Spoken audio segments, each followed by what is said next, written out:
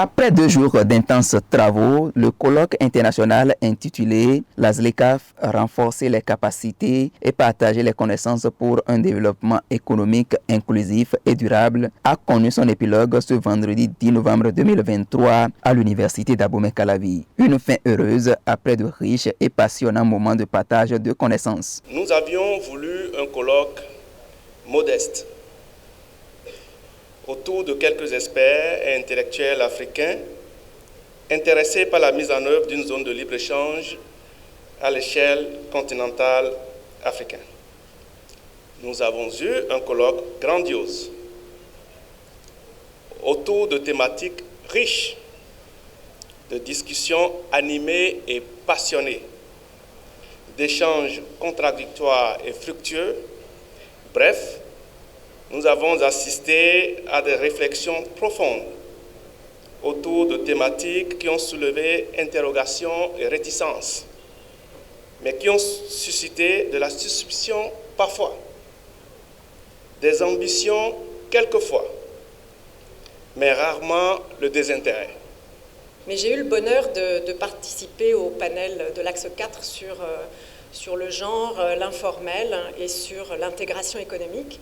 Ça m'a permis d'apprendre d'abord énormément de choses, de toucher un petit peu du doigt certains des enjeux qui sont extrêmement prioritaires, je dirais, autour des enjeux du libre-échange, et puis en particulier de découvrir avec quel sérieux les étudiants et les étudiantes, et ce sera pour vous mon dernier mot, se sont engagés dans la discussion. Placé sous l'autorité du ministre de l'Enseignement supérieur et de la Recherche scientifique, professeur Eleno Yaila Dekan, il a été organisé par l'Université d'Abomey-Calavi et celle de Montréal au Québec. C'est le représentant du ministre d'État chargé du développement et de la coordination de l'action gouvernementale, Abdoulaye Bio-Tchane, empêché pour des raisons d'agenda chargé, qui a procédé à la clôture des travaux. C'est pour moi un agréable plaisir de m'associer à ce colloque international consacré à la zone économique de libre-échange continentale africaine, ZLECAf. Ce colloque offre l'occasion aux chercheurs non seulement d'approfondir les réflexions sur le sujet d'intérêt commun, mais aussi de créer un cadre d'échange et d'interaction avec des décideurs et autres acteurs commis à l'aide à la décision. Ma présence ici ce vendredi 10 novembre 2023, accompagnée de mes collègues du gouvernement, dont les départements ministériels sont hautement concernés par la thématique, en est un symbole.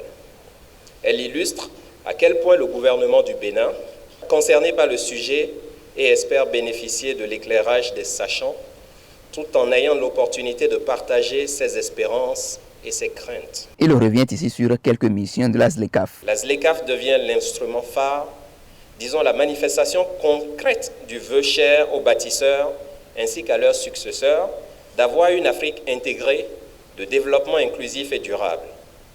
D'ailleurs, les 20 objectifs de l'agenda 2063 sont parfaitement compatibles avec les 17 objectifs du développement durable de l'agenda 2030 des Nations Unies, les ODD.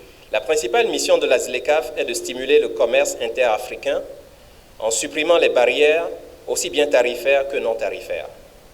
Elle vise à promouvoir la diversification économique, la création d'emplois et le développement industriel en facilitant les échanges commerciaux entre pays africains.